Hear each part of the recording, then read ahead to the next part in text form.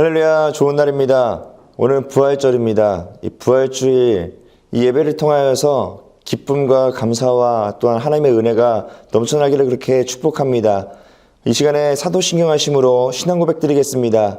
전능하사 천지를 만드신 하나님 아버지를 내가 믿사오며 그 외아들 우리 주 예수 그리스도를 믿사오니 이는 성령으로 잉태하사 동정녀 마리아에게 나시고 본디오 빌라도에게 고난을 받으사 십자가에 못 박혀 죽으시고 장사한 지 사흘 만에 죽은 자 가운데서 다시 살아나시며 하늘에 오르사 전능하신 하나님 우편에 앉아 계시다가 저리로서 산 자와 죽은 자를 심판하러 오시리라. 성령을 믿사오며 거룩한 공예와 성도가 서로 교통하는 것과 죄를 사하여 주시는 것과 몸이 다시 사는 것과 영원히 사는 것을 믿사옵나이다. 아멘. 오늘 함께 나누실 말씀은 마태복음 28장 5절로 6절까지의 말씀입니다. 우리 함께 봉독하겠습니다.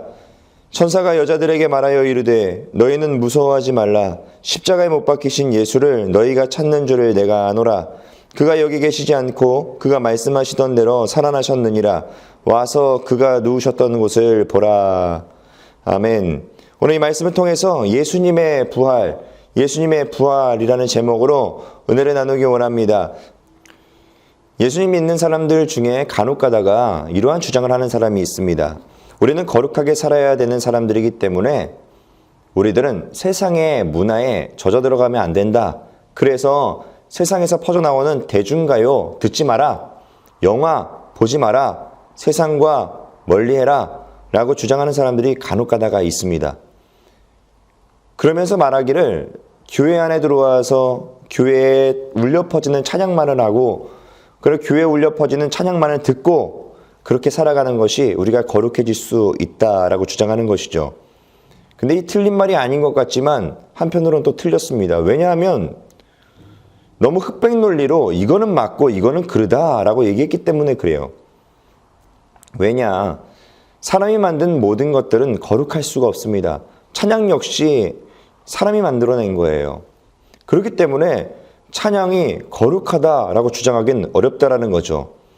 힐송이라는 호주에 있는 찬양팀이 만든 찬양 중에 힐러라는 찬양이 있습니다. 그 힐러라는 찬양은요, 많은 사람들에게 은혜를 줬고요. 많은 사람들이 부르면서 그 안에서 치료함도 일어났고 그리고 그 안에서 하나님을 경험한 사람도 있습니다. 그런데 몇 달이 되지 않아서 그 힐러를 만든 그 사람이 포르노 중독에 있다라는 것이 기사화된 적이 있어요. 그러면서 많은 교회들이 힐러 찬양을 못 부르게 했습니다. 그래서 저도 그걸 좋아하다가 그만 부르게 된 사람 중에 한 명이에요. 이렇듯 사람이 만든 모든 것들은 거룩할 수가 없습니다. 반면 사람이 만든 모든 것은 거룩할 수가 있습니다. 다시 얘기하자면은 그 음악을 하나님이 쥐고 사용한다면 그건 거룩하게 쓰임받을 수 있다는 거예요. 하지만 내 욕구대로 되는 모든 것들은 거룩할 수가 없다는 겁니다. 그렇기 때문에 이것은 흑백을 주장을 하며 이거는 맞고 이거는 그르다라고 얘기하는 것은 옳지 않다라는 거예요. 하나님이 저 사람을 사용하고 계신지, 하나님이 이 음악을 사용하고 계신지, 하나님이 어떻게 하시는지 우리는 알 수가 없기 때문에 이거는 맞아, 이거는 잘못된 거야 라고 얘기하는 그 자체가 경솔하다라는 것을 기억하시기 바랍니다. 우리는요, 부활절을 맞이하기 이전에 바로 이러한 태도로 접근한다라는 거죠. 십자가의 사건을 묵상하며 금식하고 그리고 굉장히 괴로워합니다. 부활절이 되기 이전에 40일을 우리는 사순절이라고 얘기합니다. 그리고 이 사순절 안에 이 마지막 일주일을 우리는 고난주간이라고 이야기하며 예수님의 그 십자가 사건을 우리는 기억하고 묵상하고 그 안에 우리는 예수님과 함께 동행하려고 노력합니다. 예수님의 십자가에 못 박혀 돌아가시는 그 사건을 우리는 묵상하며 그 아픔에 함께 동참하려고 들죠. 그래서 금식을 하고 그리고 죄를 회개하며 주님 안에서 지내려고 노력합니다. 참 매우 좋습니다. 그리고 그때 예수님의 그 십자가 사건, 그 희생을 기억하며 우리는 울기도 하고 그리고 나 때문에 그래 그러면서 자책하기도 하는 경우도 있습니다.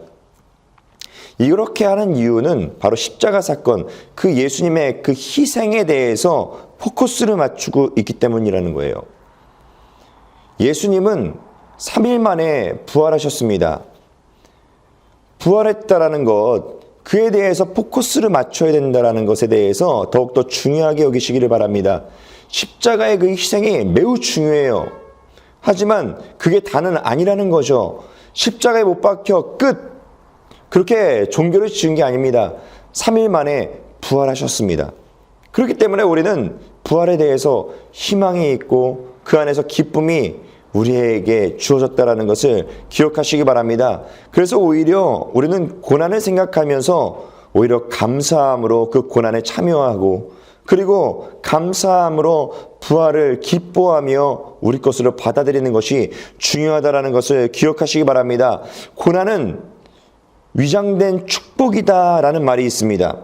고난을 겪으며 괴롭고 힘든 건 당연합니다. 하지만 그 뒤에 축복이 기다리고 있다라는 뜻이에요. 하지만 고난에 대해서 포커스를 맞추고 거기에 대해서 관점을 맞춘 다음에 계속 고난에 대해서 묵상하고 고난에 대해서 아파하고 고난 때문에 원망하고 불평하고 불만을 표출하고 그리고 나는 이래서 안 되나 보다 그리고 나에게 자꾸 해를 끼치고 여러 가지 일들을 하면 그건 그냥 고난에서 끝납니다. 힘들고 끝.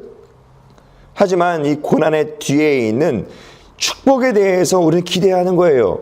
아, 이 고난이 지나고 나면은 저 뒤에 얼마나 큰 축복이 있을까? 나에게는 이러한 축복이 있을 거야. 저러한 축복이 있을 거야. 이 고난이 지나고 나면은 난 조금 더 단단해져 있을 거야. 그러면은 이 세상을 살아가는데 두려움이 없겠지. 내가 이 고난만 잘 겪고 나면은 하나님께서는 나를 통해서 하실 계획이 있을 거야. 라는 그 기대함으로 우리는 고난을 넘어갈 수 있다는 것입니다. 그러면 그 축복은 그 사람의 것이에요. 이 대표적으로 가장 유명한 시라고 얘기할 수 있는 이 시편 23편이 있습니다. 시편 23편 그 상황을 맞은 다윗의 상황은요. 자기의 셋째 아들 압살롬이 쿠데타를 일으켜 패륜을 저질렀는데 너무나 아프고 괴로운데도 불구하고 살기 위해서 겨우겨우 빠져나와 겨우겨우 목숨을 건지고 숨어서 피신해 있었던 그때 고백한 시편이 바로 시편 23편입니다. 시편 23편 1절로 6절까지 보면 이렇게 얘기합니다. 여호와는 나의 목자시니 내게 부족함이 없으리로다. 그가 나를 푸른 풀밭에 누이시며 쉴만한 물가로 인도하시는도다. 내 영혼을 소생시키시고 자기 이름을 위하여 의의 길로 인도하시는도다. 내가 사망의 음침한 골짜기로 다닐지라도 해를 두려워하지 않을 것은 주께서 나와 함께 하심이라. 주의 지팡이와 막대기가 나를 안위하시나이다. 주께서 내 원수의 목전에서 내게 상을 차려주시고 기름을 내 머리에 부으셨으니 내 잔이 넘치나이다. 내 평생의 선하심과 인자하심이 반드시 나를 따르리니 내가 여호와의 집에 영원히 살리로다. 아멘. 다윗의 상황은 지금 패륜을 저지른 아들을 피해서 도망 나온 상태입니다. 그리고 절대 위기에 지금 처해져 있는 상황입니다. 그런 상황 가운데에서 이런 고백을 하고 있어요. 말이 되지가 않습니다. 그런데 어떻게 다윗이 하나님께서 이렇게 하실 거다라고 하면서 여호와는 나의 목자시니 내게 부족함이 없으리로다.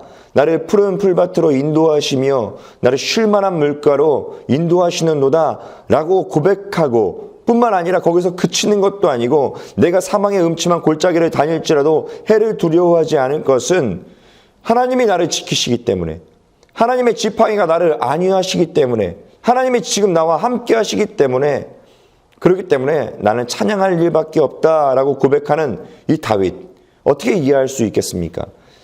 다윗은요 지금 이렇게 할 수 있는 이유는 고난이 다가올 때 고난에 집중하고 있지 않습니다. 다윗의 포커스는 언제나 늘 하나님께 있었다는 걸 기억하시기 바랍니다. 다윗의 시선은요 하나님께 있습니다. 그래서 이 고난이 다가와도 하나님을 통과해서 고난을 받아들이는 거예요. 하나님이 나를 여기에서 끝나게 할 분이 아니야. 하나님은 나를 여기에서 죽게 하실 분이 아니야. 나에게 대해서 큰 플랜이 있어. 하나님께서는 계획이 있고 나를 이끌어 가실 일들이 있어. 이를 통해서 만들어 가실 일이 분명히 있다라는 생각으로 모든 것들을 받아들이고 있는 것입니다. 하나님 포커스로 받아들이니 모든 것들이 새롭고 희망적이고 그리고 오히려 하나님께 감사할 수밖에 없는 일들로 바뀌고 있다는 것을 기억하시기 바랍니다. 예수님의 십자가 사건과 부활 사건도 이와 마찬가지인 것입니다. 그런데 사람들은요, 예수님에 대해서 실망합니다. 처음에는 예수님이 구원자로서 합당하다라고 받아들이며 굉장히 좋아했습니다. 우리가 여태까지 기다리던 메시아, 그 메시아가 바로 저분이구나 그리고 따라다녔어요. 그런데 예수님이 어느 날 사람들에게 잡히고 그리고 그 안에서 모욕을 당하고 수치심을 느끼게 될 만큼 그런 수치를 당하고 채찍에 맞아 살갗이 다 떨어져 나가고 십자가에 결국에는 못 박혀 죽는 그 모습을 보면서 사람들은요, 등을 돌리기 시작합니다. 등을 돌리면 그것으로 끝났으면 다행인데 오히려 같이 합세해서 입에 담지 말아야 될 말들도 하고 그리고 너 그럴 줄 알았어 라고 하며 아주 비판하는 사람들의 목소리가 들립니다. 그리고 십자가에 못 박혀 죽었죠. 제 아들 역시 마찬가지로 예수님께 등을 돌렸습니다. 혹시나 공범이 될까 싶어서 예수님은 아무런 죄도 지은 적이 없습니다. 그런데도 붙잡혀 갔기 때문에 공범이 될까 싶어서 제 아들도 도망가는 것을 볼 수가 있습니다. 제 아들이 도망가서 어땠을까요? 예수님이 십자가에 못 박혀 죽었습니다. 이 죄책감에 그리고 예수님이 그리워하는 마음에 매일마다 이 초상집처럼 매일마다 눈물로 쥐세우고 그렇게 힘들어했을 것을 눈에 안 봐도 훤히 보이는 것 같습니다. 그런 것처럼 예수님이 죽은 거에 대해서 사람들은 다라고 생각했어요. 사람들은 그래서 매일마다 울고 매일마다 힘들어하고 괴로워했던 것을 알 수가 있습니다. 예수님께서 십자가에 못 박혀 죽은 지 3일 만에 3일이 되던 날 예수님은 부활하셨습니다. 살아나셨어요. 그랬는데 사람들은요, 모르고 몇 명의 사람들이 예수님이 있는 그 무덤으로 향합니다. 근데 그렇게 큰 돌, 무덤을 막고 있었던 그 큰 돌이 굴려져 있는 거예요. 그리고 그 안을 들여다보니까 예수님의 시체가 없습니다. 그 시신이 없어서 다들 괴로워하고 근심하고 사람들은 돌아가는데 마리아는요, 눈물을 흘리면서 그 시체가 없음을 보고 눈물을 마냥 흘리고 있는 것이죠. 뒤로 와서 예수님이 마리아의 뒤를 와서 묻습니다. 왜 울며 누구를 찾느냐? 마리아는요, 예수님인지 알아보지 못하고 그리고 예수님께 이렇게 말합니다. 예수님의 시체를 어디다 두었는지 찾아주옵소서 라는 방향으로 말을 하기 시작하는 거예요.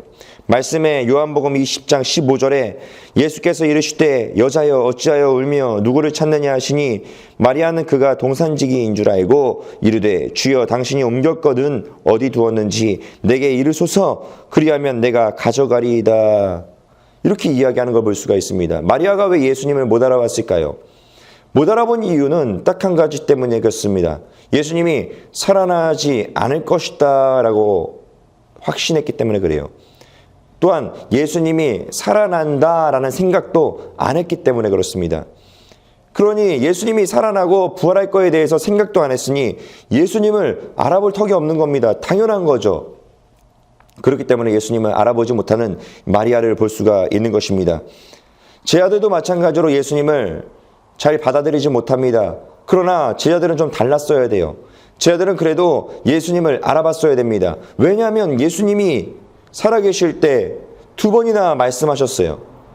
마태복음 17장 22절로 23절에 갈릴리에 모일 때에 예수께서 제 아들에게 이르시되 인자가 장차 사람들의 손에 넘겨져 죽임을 당하고 제3일에 살아나리라 하시니 제 아들이 매우 근심하더라. 아멘. 이 말씀에 보면은 제 아들이 예수님의 그 말씀을 듣고 근심했다라고 얘기합니다. 예수님 분명히 말씀하셨죠. 때가 되면은 나는 지금 잡혀서 죽임을 당하고 제3일에 살아나리라. 이렇게 말씀하셨습니다. 그 근심한 건 너무나 좋았어요. 그럼 믿었어야 되는데 근데 믿지 않았다라는 거죠. 예수님은 그걸 아시고 다시 한번 말씀하십니다.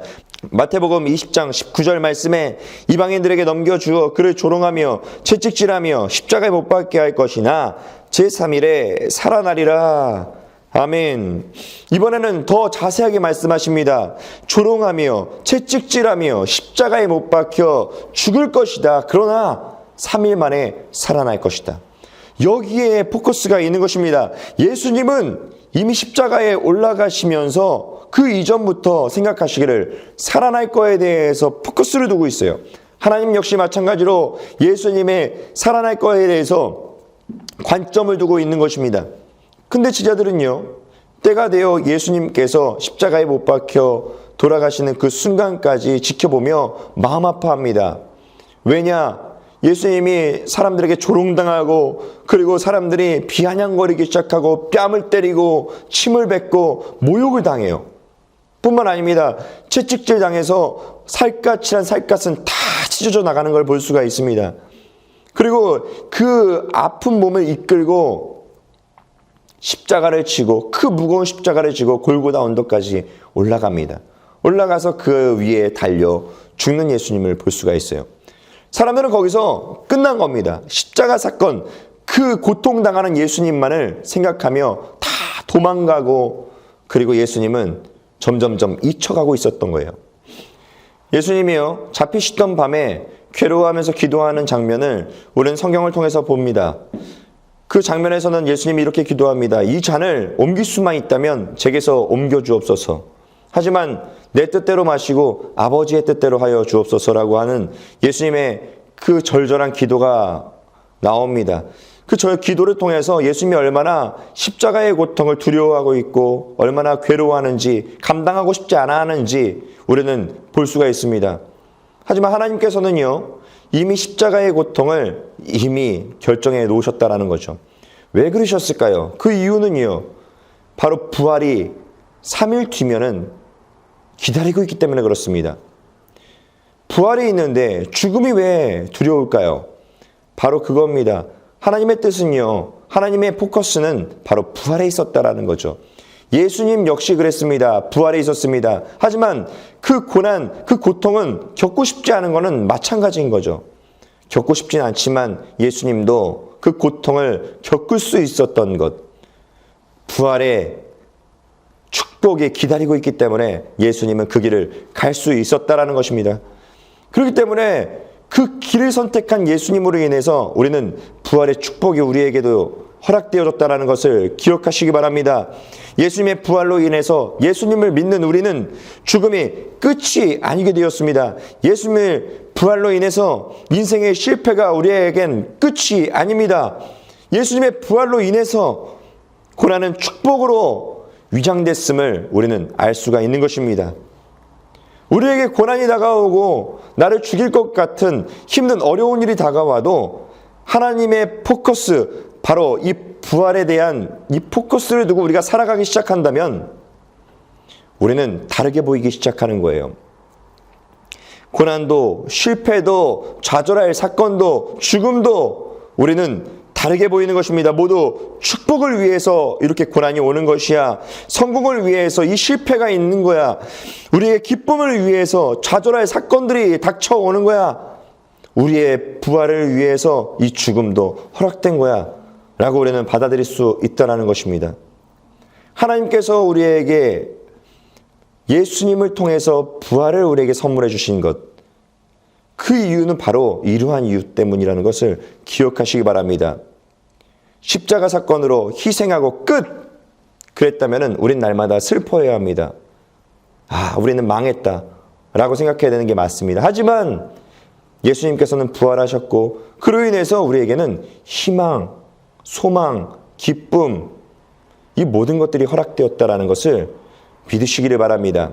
그러므로 우리는 부활에 대한 소망을 품고 한 주간 살아갈 때 하나님께서 이 고난을 통해서 나에게 이러한 기쁨, 이러한 축복, 이러한 성공, 이러한 능력을 준비해 주셨구나 라는 것을 내 것으로 만들어 체험하시기를 그렇게 주님의 이름으로 축원합니다. 하나님께서 우리를 지키시고 우리를 안위하시고 우리와 동행하시는 그러한 유일하신 하나님이시라는 것을 기억하시기 바랍니다. 나 혼자가 아닙니다. 하나님이 늘 함께하고 계시다라는 것을 다윗처럼 믿고 담대하게 살아가시기를 주님의 이름으로 축원합니다. 우리 기도하겠습니다. 사랑과 은혜가 많으신 하나님 감사합니다. 오늘도 이 주일 가운데 하나님의 은혜를 더하여 주시니 감사합니다. 뿐만 아니라 하나님께서 이 부활주일을 통하여 우리가 부활에 관심을 쏟으며 우리가 예수님의 그 부활을 통하여서 받을 그 축복을 기대하오니 주님께서 아버지 하나님 그 부활의 축복이 내 것이 될 수 있도록 허락하여 주시옵소서.